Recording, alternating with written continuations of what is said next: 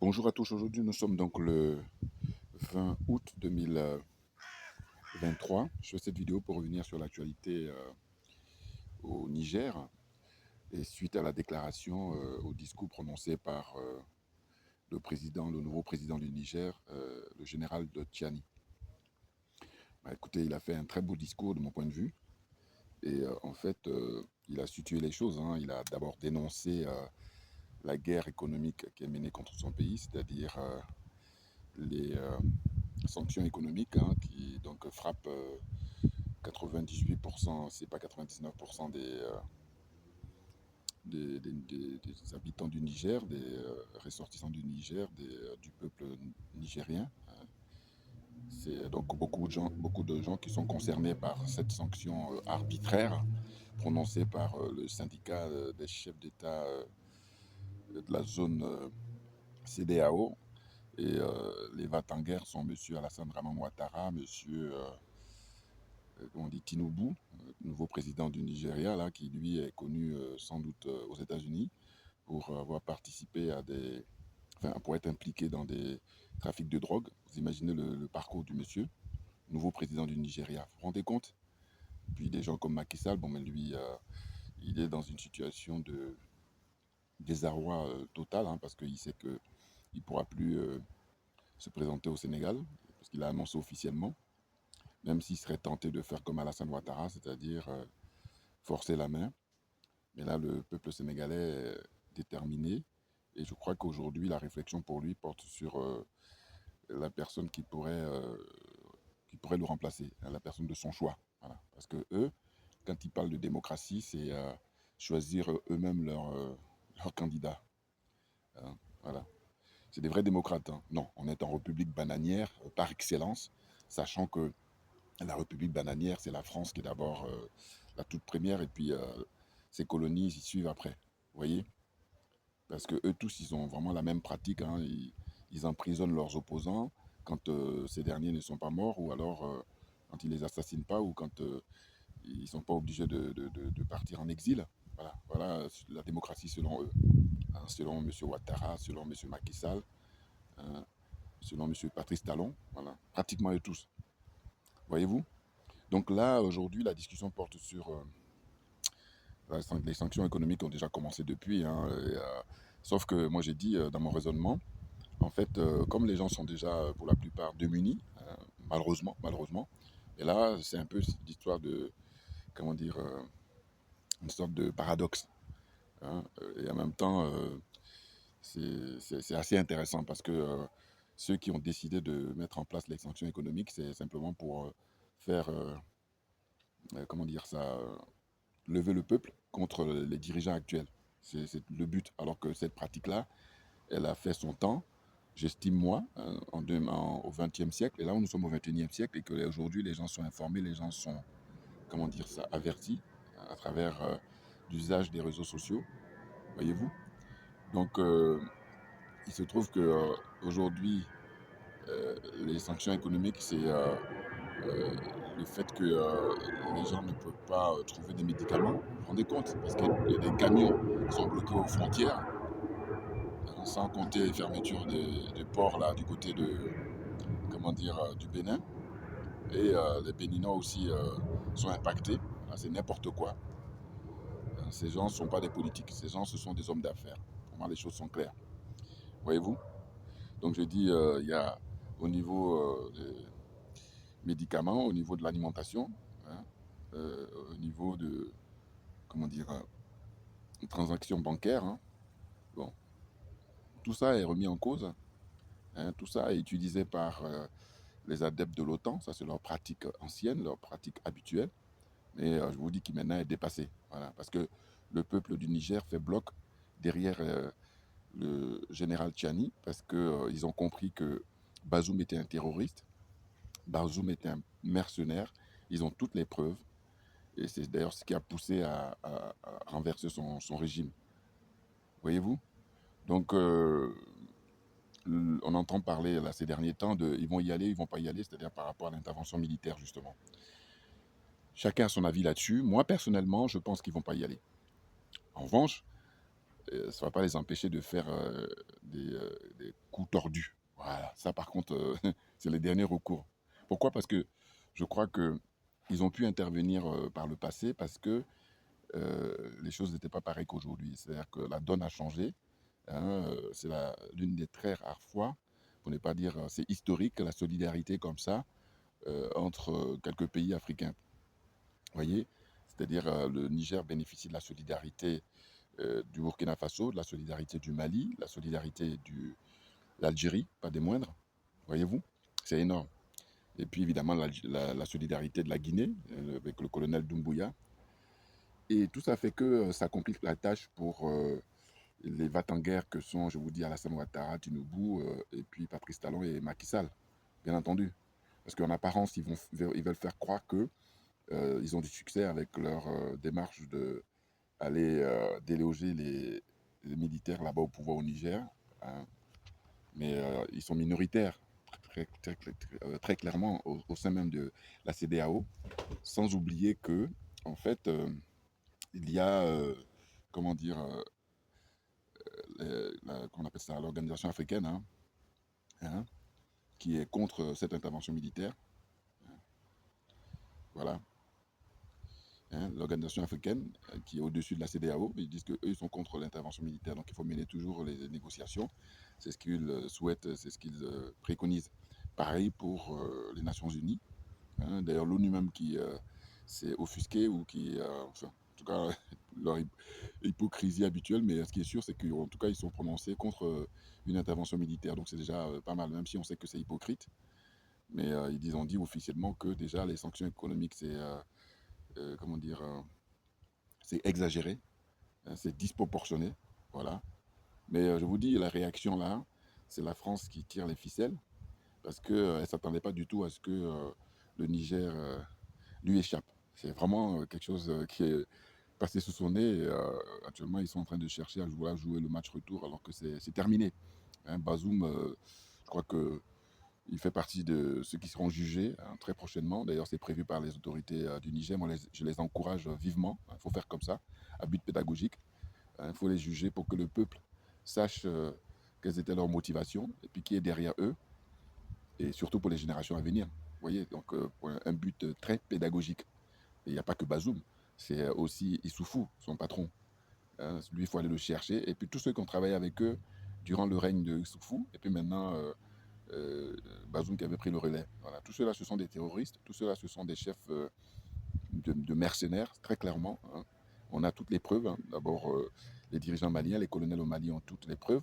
Et ensuite, là maintenant, je crois le général Tchani, il a aussi suffisamment de preuves. Voilà. Donc les choses sont claires. On ne va plus se cacher derrière son petit doigt. Et de dire que compte tenu du fait que la donne a changé, aujourd'hui, la solidarité comme ça des autres pays africains, eh ben, je dis, je ne crois pas qu'ils aient le courage d'y aller. Ils ont perdu la farce, ils ont perdu la face, du moins, excusez-moi, et donc ils essaient de sauver les meubles par l'apparence. Voilà, c'est juste par l'apparence. Parce que vous imaginez ce que mettent en avant les gens qui sont honnêtes. Ils disent qu'il y a eu les dégâts commis comment dire, en Libye, très clairement. Hein, les dégâts commis en Libye, et c'est ainsi que on ne va pas remettre ça quand on sait que c'est un bilan désastreux. Au départ, ils ont vendu la guerre en Libye en disant que c'était pour, comment dire ça, ils disaient que c'était pour la démocratie, voilà, toujours leur, ça c'est leur, comment dire ça, leur fonctionnement, hein, un concept comme ça qu'ils utilisent avec beaucoup de mépris en réalité. Hein. Hein, ils instrumentalisent hein, ce concept-là qui, au demeurant, est excellent. Si on va dans le sens de la transparence, on va dans le respect mutuel et que le meilleur gagne, normalement, il n'y a rien à dire. Or, ce n'est pas le cas. On est dans une situation où ce sont des adeptes dont la religion, c'est le mensonge. Donc, vous comprenez bien que tout le reste suit. Hein. Voilà. Hein, les adeptes de l'OTAN, ils ont pour religion le mensonge. Alors, moi, je me présente Djoubian, c'est mon surnom sur le net. Je suis accessoirement, mais accessoirement seulement spécialiste de la France. Voilà. Je suis un authentique panafricain. Donc, tout ce qui se passe au Cameroun, je suis concerné. Tout ce qui se passe au Bénin, je suis concerné. Tout ce qui se passe au Tchad également, au Niger, au Mali, au Burkina Faso. Hein, voyez-vous qu'est-ce que je cite pas encore? La Côte d'Ivoire, n'en parlons pas. La marmaille ivoirienne. Donc, Il paraît que M. Ouattara, d'ailleurs, les militaires ivoiriens ont demandé des primes avant d'aller dans une démarche guerrière, hein, avant d'aller faire la guerre. Donc, on a entendu dire qu'il veut couper les têtes au sein de l'état-major en Côte d'Ivoire. Bon, ça, c'est déjà bon signe, hein. Ça veut dire que les militaires ivoiriens n'ont pas envie d'aller suivre M. Ouattara comme ça aveuglément pour aller se battre contre des frères. Parce que vous voyez bien que ce qui se passe en Ukraine, il y a une solidarité, je vous dis, absolue de tous les Occidentaux, pratiquement. Hein. Et alors que quand on vient en Afrique, eh ben, on est au XXIe siècle et toujours à se faire manipuler par les Occidentaux, la France en particulier. Hein. Elle a le savoir-faire en la matière, hein, parce que le système de la France-Afrique, c'est ni plus ni moins que la corruption généralisée. Hein. Et puis, comment dire, je vous dis que la France-Afrique se nourrit du sang humain. La France-Afrique se nourrit du sang des Africains depuis toujours. Et avant la France-Afrique, il y avait d'abord l'impérialisme, il y a eu ensuite le colonialisme. Hein.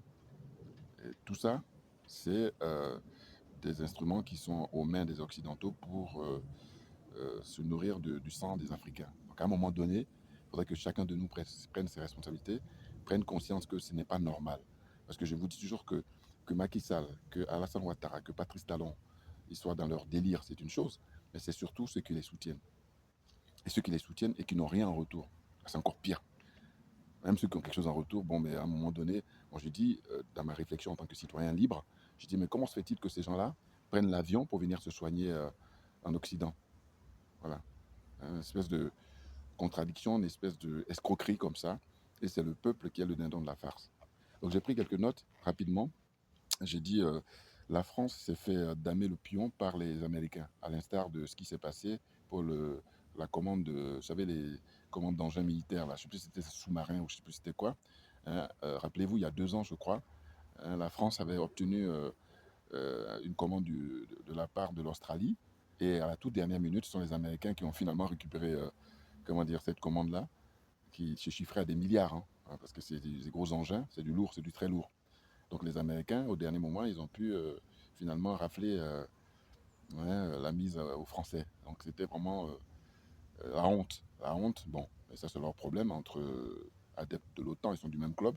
Mais en tous les cas, en termes d'image, je me dis, vous savez, ça me fait penser ce qu'on vit aujourd'hui, c'est que je dis, le patron de l'OTAN, c'est les Américains, tout le monde le sait. Bon. Et donc les Français, ils sont juste à servir les Américains. C'est-à-dire que ce sont les Américains qui décident euh, au dernier moment.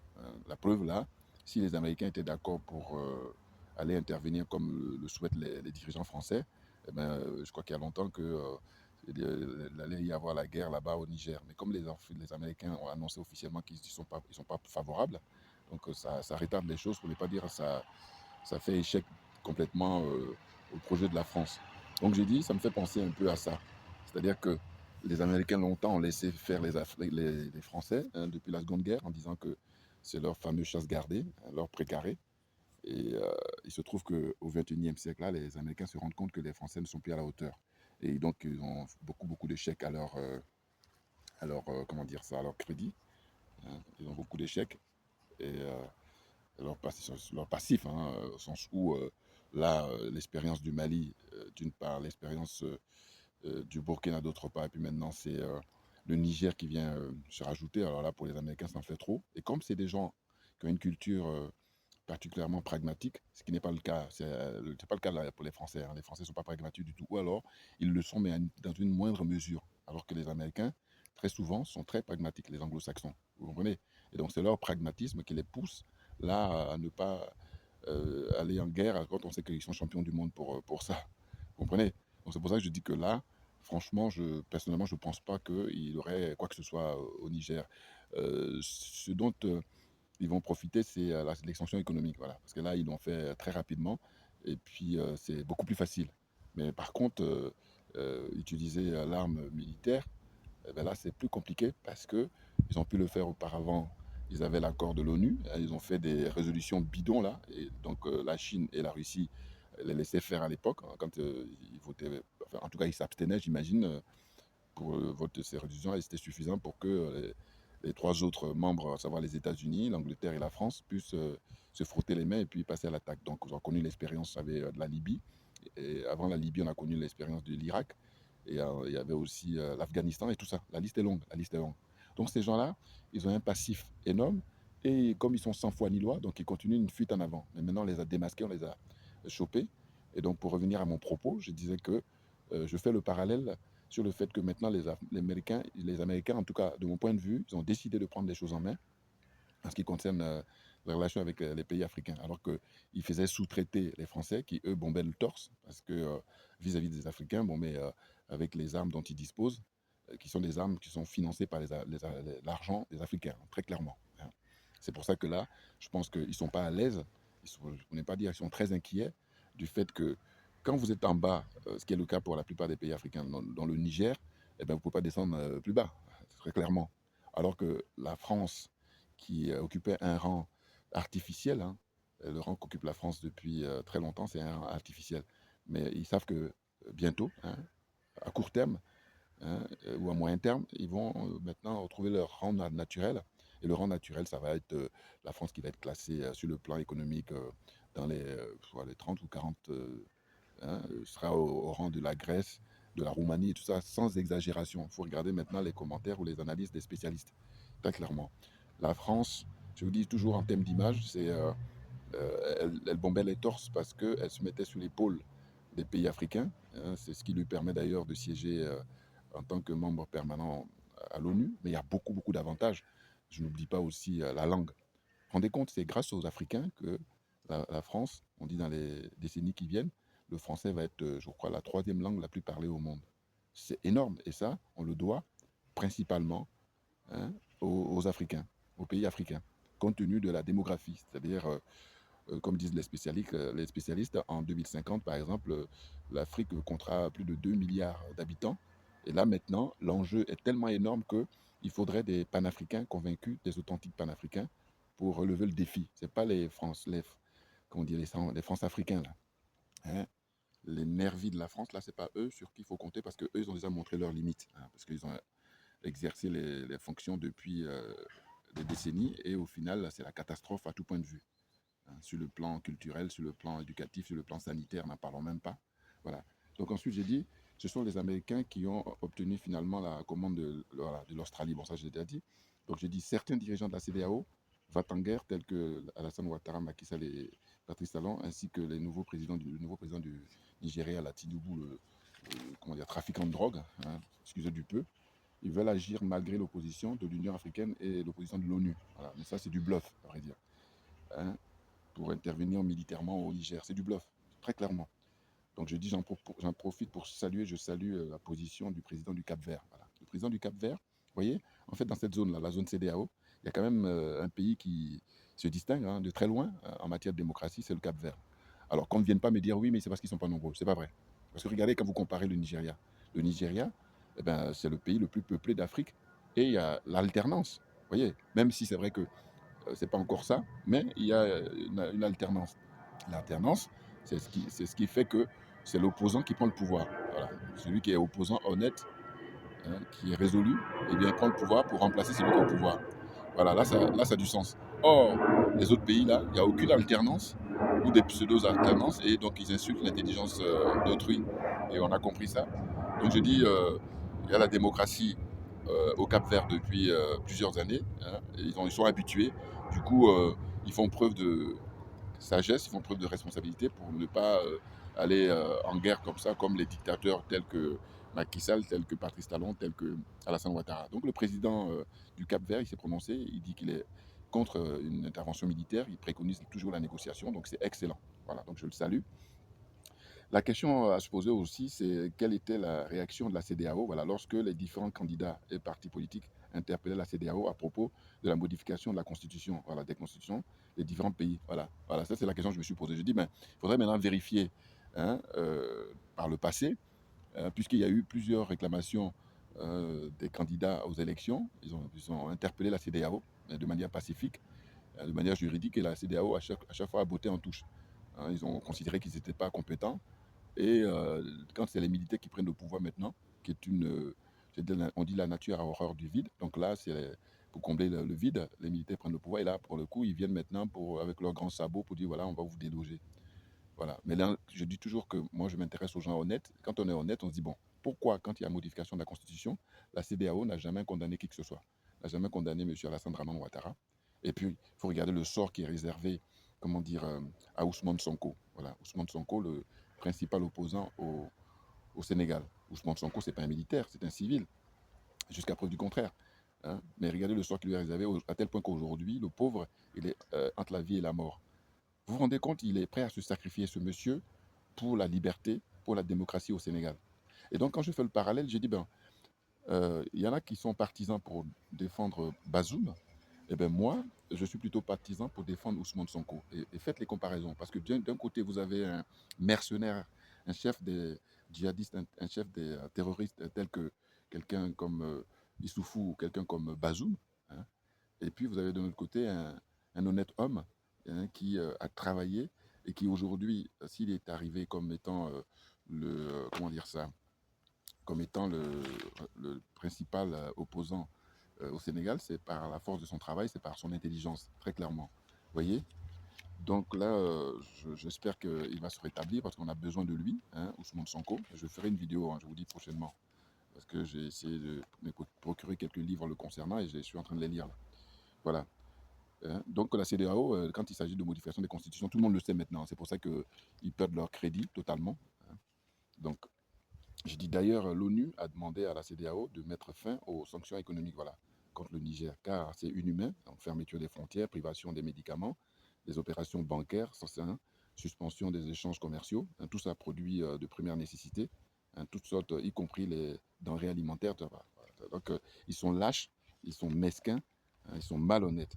Alors, il faudra arrêter et juger Bazoum, ça je l'ai déjà dit, sachant que les USA sont les patrons des adeptes de l'OTAN. Voilà. Donc, en fait, je vais terminer aujourd'hui pour dire que je faisais cette vidéo-là, pour dire que moi, personnellement, je pense qu'il n'y aura pas d'intervention militaire parce que la donne a beaucoup changé et que ben, si la France veut précipiter la fin de la France-Afrique, elle veut précipiter la fin de l'impérialisme et du colonialisme en Afrique, bon, qu'elle y aille pour faire la guerre contre le Niger. Voilà.